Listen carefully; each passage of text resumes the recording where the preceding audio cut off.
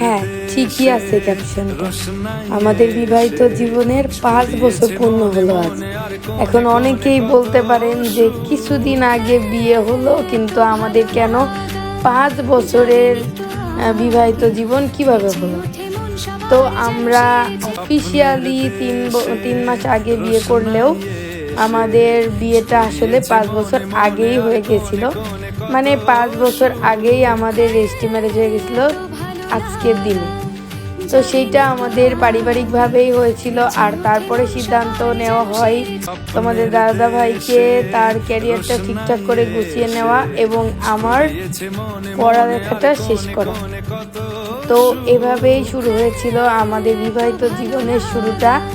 তো তারপরে আমাদেরকে অফিসিয়ালিভাবে মানে আমাদের ধর্মীয় রীতিনীতিভাবে আমাদের বিয়েটা সম্পূর্ণ করানো হয় ৩ মাস আগে। আর যেইটার ভিডিওগুলো ইতিমধ্যে তোমাদের সাথে আমরা শেয়ার করে ফেলেছি, আর সেই ভিডিওগুলো নিয়েই এই ভিডিওটা তৈরি করা।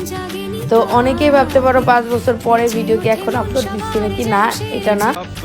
তো এটা আমাদের ৩ মাস আগে যে বিয়ের প্রোগ্রামটা হয়েছিল, মানে তোমাদের দাদাভাই আমাকে নিজের বাড়ির বউ করে নিয়ে গিয়েছিল সেই ভিডিও।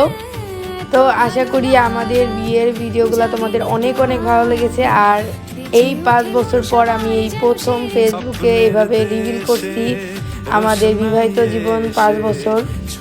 তার কারণ অনেকে জানে, অনেকে জানে না। অনেকে আমাকে বলে যে ওপেনভাবে আমি ভিডিও ছাড়তাম রিলেশন অবস্থায়, এগুলো আমার ফ্যামিলি থেকে কিছু বলে না, এইভাবে আমরা ঘুরে বেড়াই, ইত্যাদি ইত্যাদি আরও অনেক কিছু বলতো।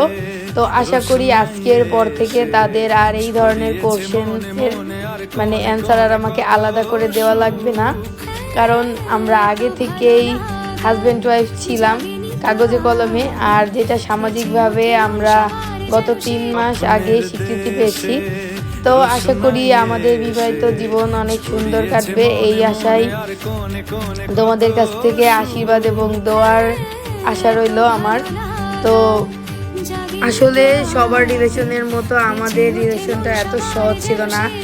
গত ৬ বছর আমাদের সম্পর্ক, আর ৫ বছর আমাদের রেজিস্ট্রি ম্যারেজ হয়েছে। তবে আমাদের এই গল্পটা তোমাদের সাথে অন্য এক সময় শেয়ার করব, তখন বুঝতে পারবে গত ৫ বছরে অনেক চড়াই উতরা অনেক কিছু গেছে। মানে সম্পর্কটা আসলে গড়ে ওঠার আগেই ভেঙে যেতে পারতো, কিন্তু আমরা দুইজন অনেক শক্ত হয়ে, আর আমাদের পরিবার এই ৫টা বছর আমাদের সঙ্গ দিয়েছে। অন্যদের কোনো কথায় তারা কান দেয় নাই, কে কি বলল তাতে তারা কিছু মনে করে নাই, আমাদেরকে সাপোর্ট করে গেছে। আর দিন শেষে এই কারণে আমরা এক হতে পারছি। আর এই যে এত বছরের অপেক্ষার একটাই কারণ, আমার এই স্বপ্নের বিয়ে। আমার ইচ্ছা ছিল আমার বিয়ের অনুষ্ঠানটা বিশাল করে করব, আর যেটা পূরণ করেছে আমার বাবা এবং তোমাদের দাদা ভাই, মানে আমার হাজবেন্ড। তো আমার এত ভালো লাগে যে এতদিন যদি অপেক্ষাটাই না করতাম তাহলে হয়তো প্রোগ্রামটা এত সুন্দরই হতো না। তো আমার এই স্বপ্নের বিয়ে এর যে স্বপ্নটা পূরণ করেছে আমার শখের পুরুষ আর আমার প্রিয় মানুষ, আমার সবচেয়ে কাছের মানুষ আমার বাবা। তো তাদের জন্য তোমাদের কাছে আশীর্বাদ প্রার্থী আমি, সবাই দোয়া করবে এবং আশীর্বাদ করবে। তো এভাবেই আমার বিয়ের প্রোগ্রামটা হয়েছিল। বাকি সব কিছু তো তোমাদের সাথে শেয়ার করেছি।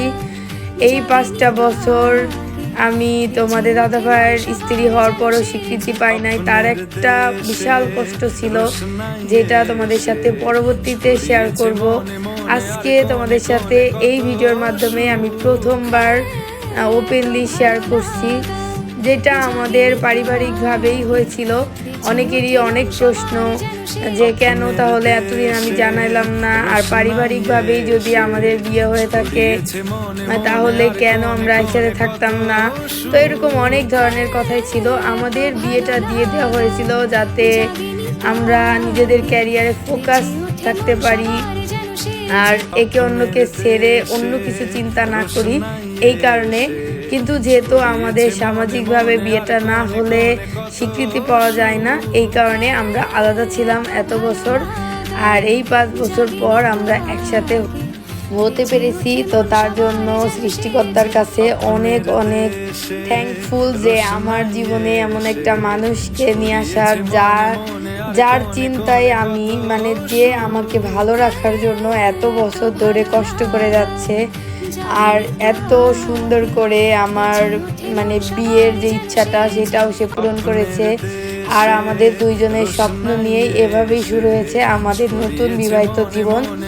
তো যেটা আরও 5 বছর আগেই শুরু হতে পারতো, কিন্তু আমরা চেয়েছিলাম যে সবাইকে নিয়ে সবার আশীর্বাদ নিয়ে অনেক সুন্দরভাবে আমরা আমাদের বিয়ের প্রোগ্রামটা করে তার বাড়িতে আমি রানীর মতো করে তার সাথে যাব। আর সে আমার সেই ইচ্ছাটা এত সুন্দর করে পূরণ করেছে যা বলার মতো না।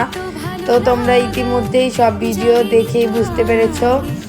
তো যাই হোক, এই 5 বছরের জার্নিটা এত সুন্দরভাবেই শেষ হবে এই আশা নিয়েই আমরা 5 বছর কাটিয়েছিলাম।